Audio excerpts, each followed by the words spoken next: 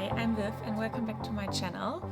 Today we're gonna talk about great books, at least great for me because they're my 2023 favorites. And when I put this list together, I got around 20, so I thought, why not do 23 favorite books in 2023. But I will say I don't love them all the same, so I put them in 3 different categories. And if you want to know anything more about my reads from 2023, let me know in the comments. I read about 80 books, a bit more I think. For today I thought it would be fun to talk about the good ones, the good, the great, and the ones I would definitely recommend. So I find it very hard to rate my favorite books, like compare them. And I kind of did, like it goes from the lowest to the top, but just so you know, all the ones that I have in my top category, they are my absolute favorites and I don't really want to choose. Let's see the categories. For the 3 categories, I have the first one that is, yay, you made it on the list. So these are ones I did enjoy and they all sitting around in general, they're all sitting around 4 and 5 stars, but these are more towards the lower end. And if I had to narrow it down to like 10 books, they wouldn't make the cut. But for this video, yay, they made it on the list. For the second category, I have true favorites. So these are the ones that are just solid, great, amazing reads. They are really my favorites. I don't have really anything bad to say about them. But then there's the next category, and that is part of my soul can't stop thinking about. So these are not just true favorites, but they're really the ones that just keep on coming on my mind, that I want to reread. I feel like I'm a different person because I read them. So let's start with the first category and book number 23 on this list. Delilah Green did make it on this list. So Delilah Green Doesn't Care by Ashley Herring Blake was actually my first sapphic romance. I read more by now, but I think this was my first one and I just fell in love with Delilah. Oh my god. And also just look at the cover. And I think Delilah is just so sexy. I love her. I'm not going to go into much detail with each book because I don't want this video to be forever. Delilah and Claire actually know each other from when they were kids because Delilah is the stepsister of one of Claire's best friends and her stepsister Astrid is about to get married, and Delilah is a photographer and she gets hired by her sister to photograph the wedding. So she comes into town again. She moved away because she didn't really have the best experience growing up there, and along the journey they fall in love. Claire's also a single mother and it's also just fun to see how Delilah interacts with the daughter, and it was a very delightful read. I think I'm gonna put them up here again. At number 22, also my favorite number, we have Famous Last Words by C.W. Farnsworth. And this is also a very short book. I think this one just also really surprised me. It wasn't even just the romance that I enjoyed. It was also like the very complicated family dynamics that came with it. You know, people aren't perfect, and when relationships aren't like always perfect in books, not the ones between the love interest, but like with family members or friends, there are complications and also you can't always solve all of them.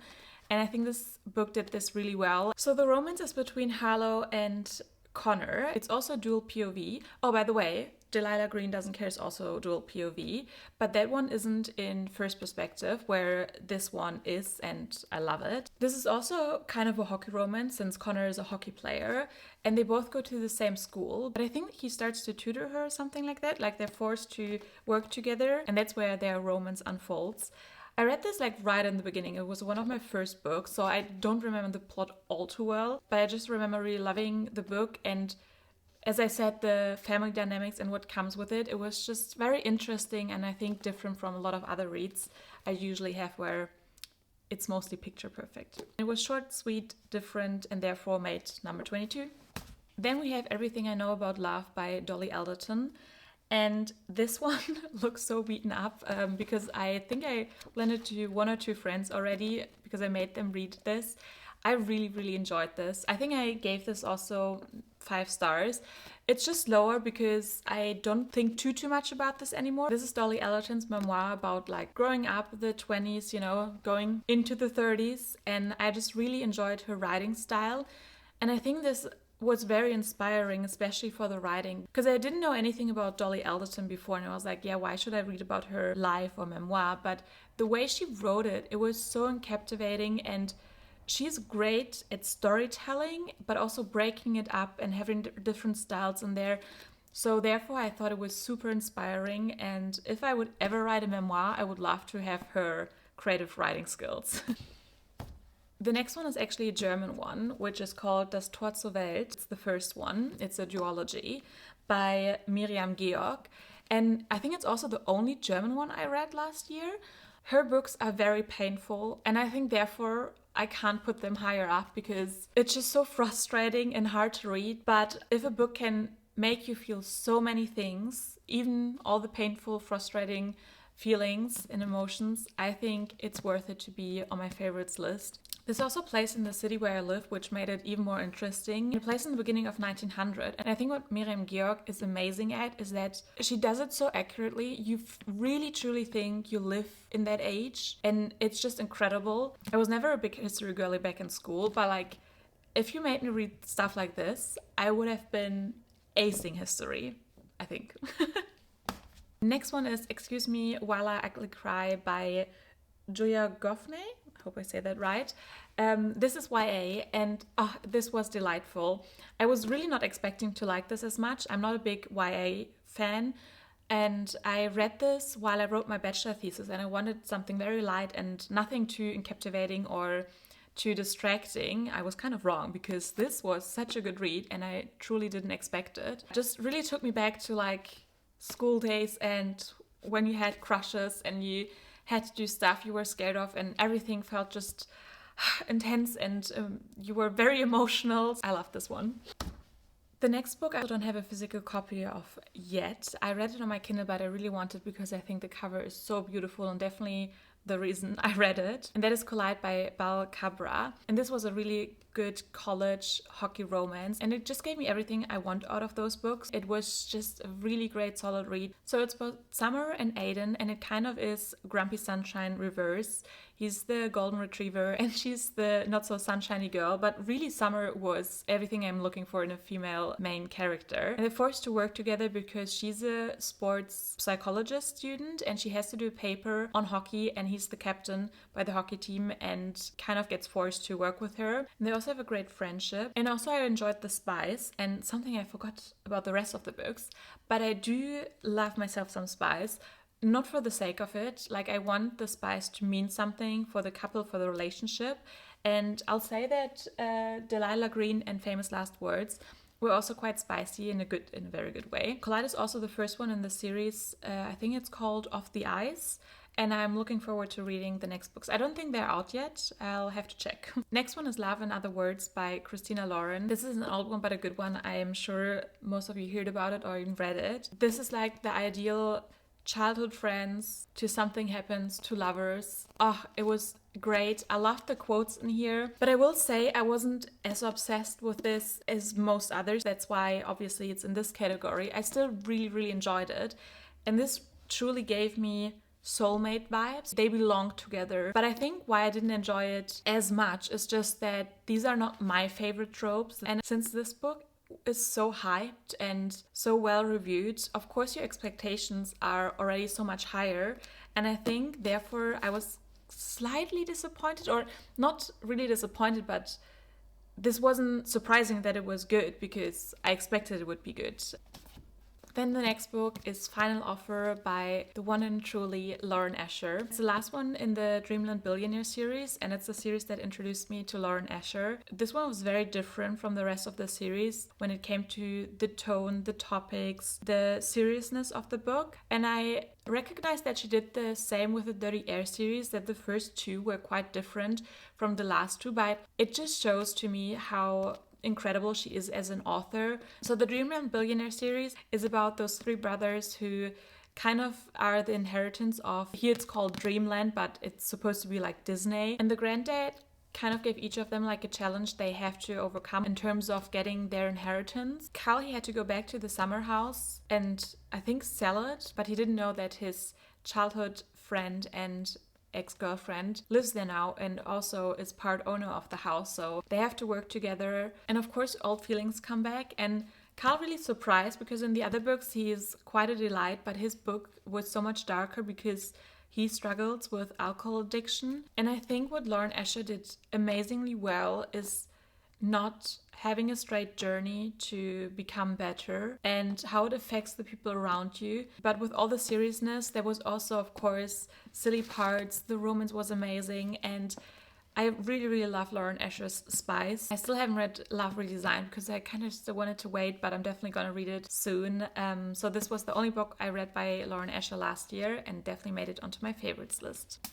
The next one I read on my Kindle as well, so I don't have the copy, but that is Ignite Me, which is, I think, the third book in the Shatter Me series by Tara Mafi. And I really like the series overall, but the first books, they truly felt like an introduction, and like they were the build-up for Ignite Me. And of course, I think it was my favorite because the romance in Ignite Me was everything to me, like what I've been waiting for, and it gave so much. I really, really loved it. I'm not gonna say too much about the plot since it's the third one and it would give away the other ones, but it was just amazing and I loved it. Then the last book in the series is The Serpent and the Wings of Night, I think, yeah, by Carissa Broadbent, and it's the first one of the series I'm gonna show you because I truly can't say that name.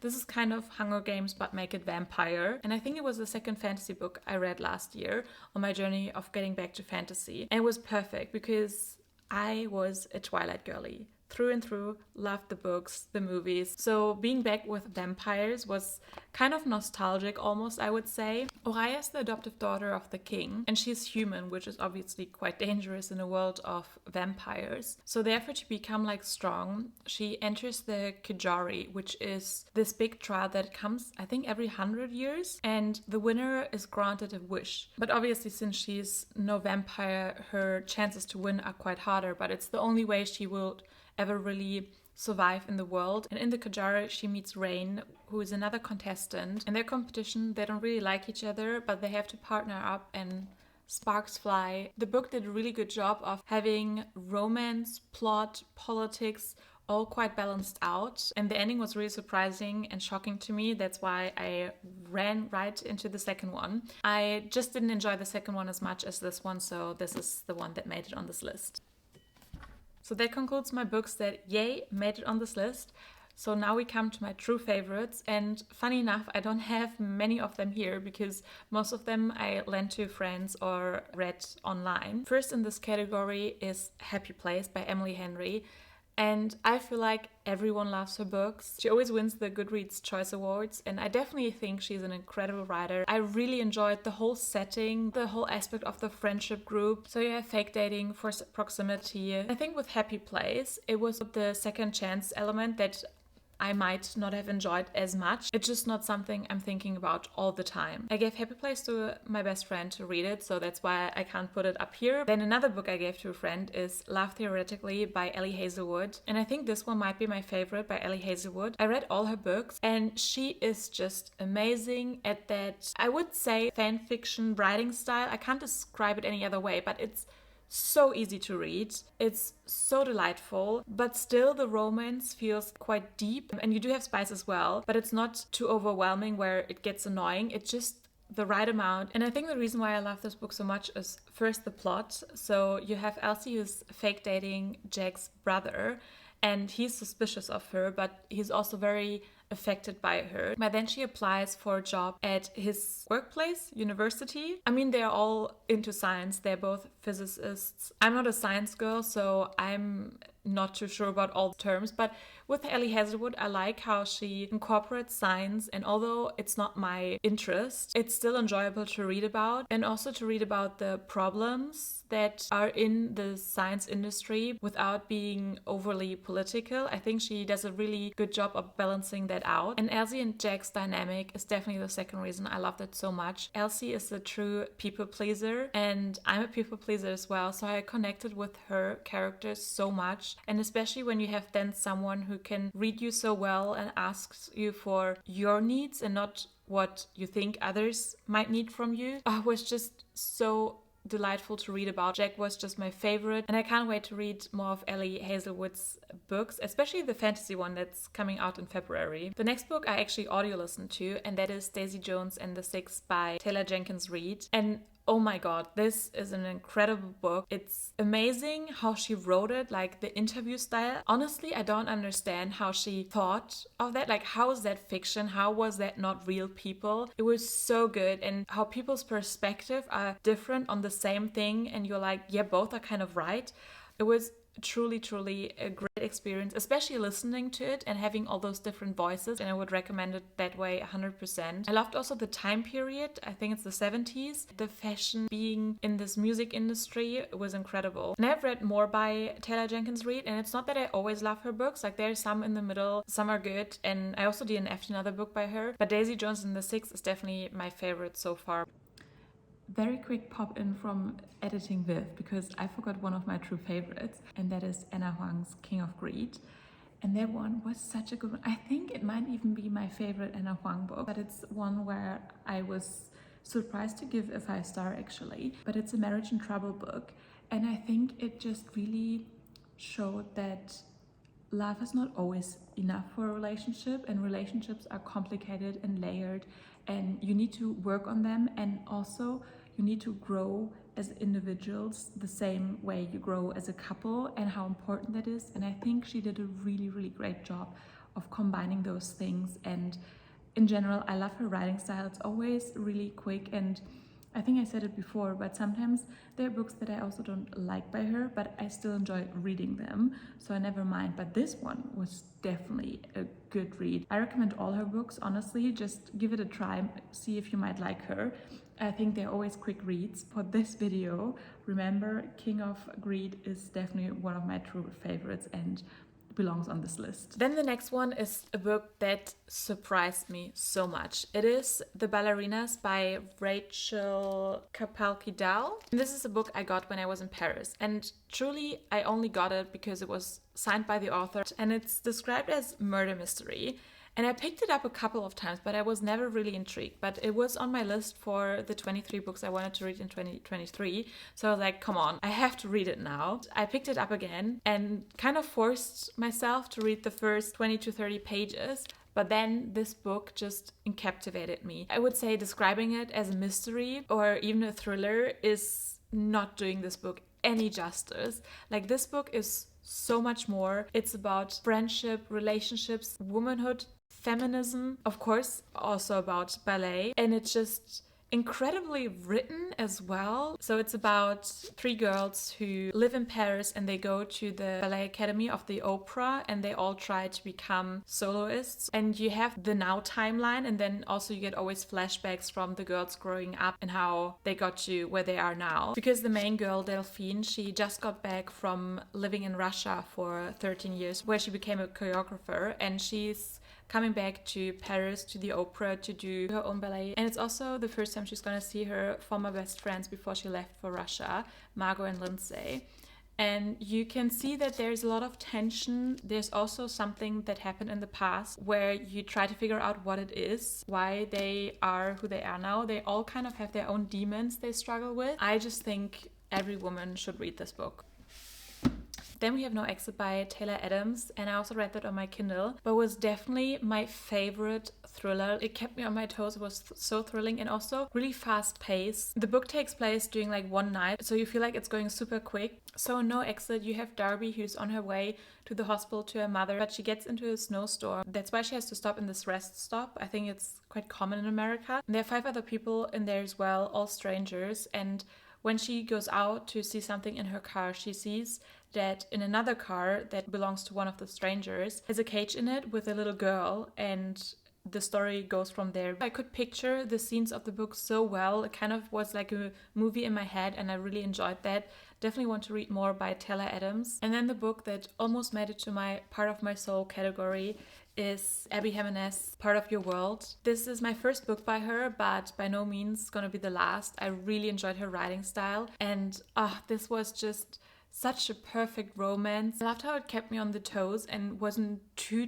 predictable. This is about Alexis and Dennis, who have a one-night stand, and they think they're never gonna see each other because she's from the city and he's in this little village she drove through where they first met that night. But she keeps on thinking on him, and she actually calls him up and goes back to the village. And it's also a little bit of age gap, so she's a bit older than him, and that is one of my favorite things, when the guy is a bit younger for some reason. It's also dual POV, and it's just an incredible romance, so of course this is a true favorite. So now we come to the part of my soul can't stop thinking about category.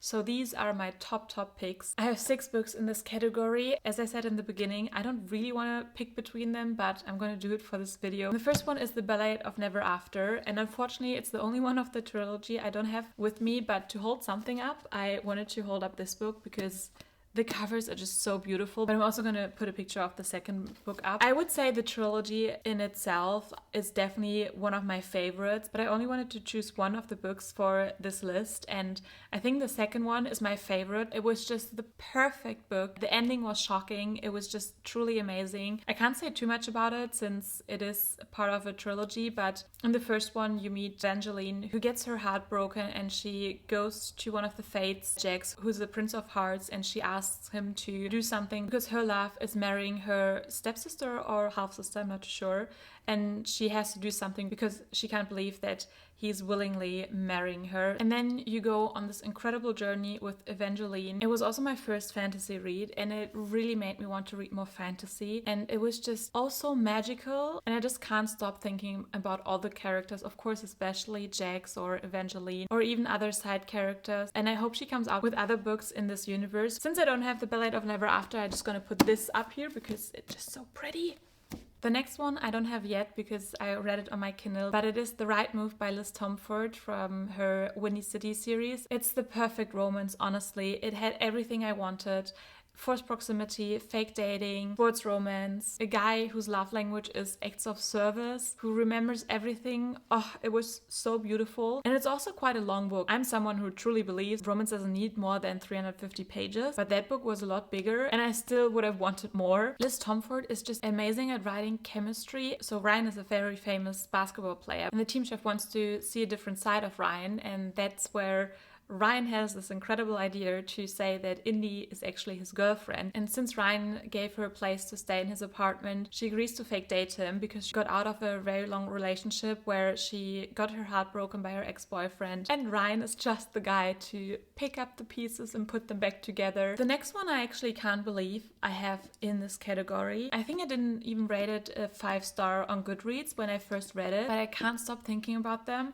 And that is The Simple Wild by K.A. Tucker. I did not expect this to like this at all. I even started at the beginning of last year, I think, and put it aside because I didn't really feel it. I think in November I picked it back up, and all of a sudden this became everything to me. These people, because they're flawed, they feel so real, and I like when you have those different layers. So you have Kala, who lives in Toronto with her mother and her stepdad, but her real dad is from Alaska, and she hasn't seen him since she was a child, and now it's been almost 15 or 20 years since she last talked to Ren, her biological dad, and she goes to Alaska, and there at the little airport flying to that little village, she meets the bush pilot Jonah. But Jonah isn't friendly to Kala at all. They don't seem to like each other. This is enemies to lovers. Their dynamic and banter is just so great. So with this book, you're the whole time like, how are these two ever going to figure it out? And it's also the first book in the series, so you have another book by them and then a novella. And of course, I had to read them right away. I read all of them last year. I want to visit Alaska so much after reading this book. Without me knowing or realizing, they stole a part of my soul, and I honestly can't stop thinking about them.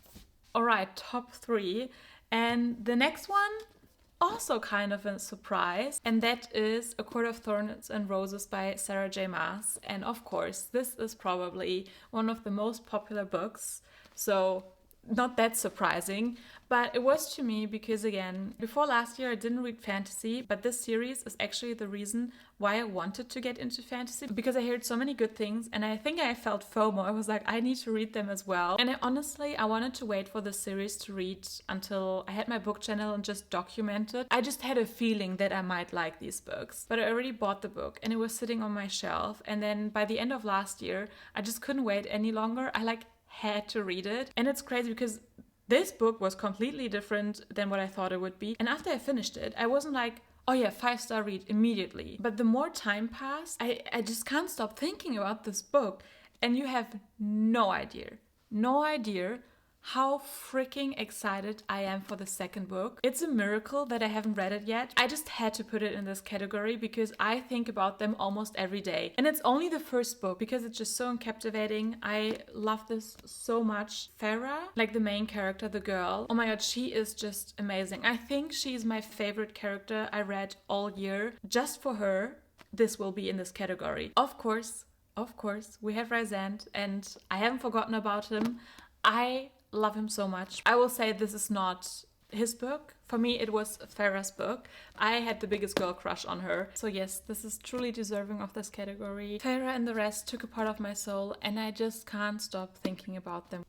Then the second place goes to Marriage for One by Ella Mace. It's not my favorite cover. They also have a discreet cover out now that matches her other books. But I will say I do like the spine because of the color. And I will say for all the covers with people on it, this is like the only one I don't mind too much. Like at least, you know, he's dressed and he is a beautiful man. But okay, this is not about the cover. This is about my love for the book. But you can already see I'm defending this book. This is Marriage of Convenience, which is not only one of my favorite tropes, but in this book, so well done. I think the best way to describe this book to me is like a comfort read, because plot-wise there's not too much happening. It is really just about how they fall in love. Seeing those two like building a relationship, a friendship, a romance was just so comforting, and it has the best she gets sick and I take care of her trope, honestly. Oh my god, I love them so much. Also, the names are Rose and Jack, like from Titanic. You get such a deep understanding of why they fall in love, and oh, it's just so good. He's also definitely a man whose love language is acts of service. I'll definitely reread this book. This is just a beautiful love story, and especially when you love Marriage of Convenience, you should read this. And I read this more towards the beginning of last year, but they still stayed in my head all year long. So again, deserving of this category.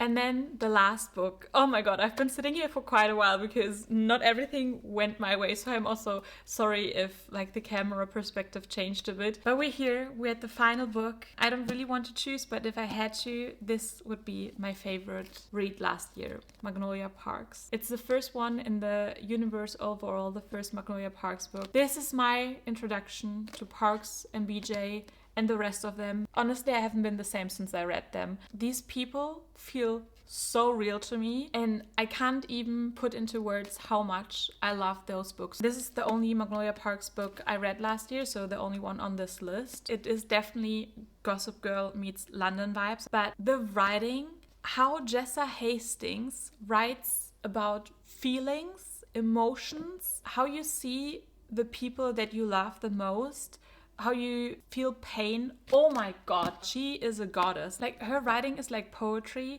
but then she's also so funny at times. And yes, this is super painful and it's definitely not for everyone, but I want to be buried with this book. I love it so much, and the people, and especially Parks. I think she is my overall favorite. I'm definitely not like Parks, but I feel oddly connected to her, and I definitely see parts of me in her. I'm definitely happy to say this is number one. So yes, these were my 23 favorite books from last year. Let me know if you want to hear more about the other books that I read last year, and I hope I'll see you in my next video. Bye!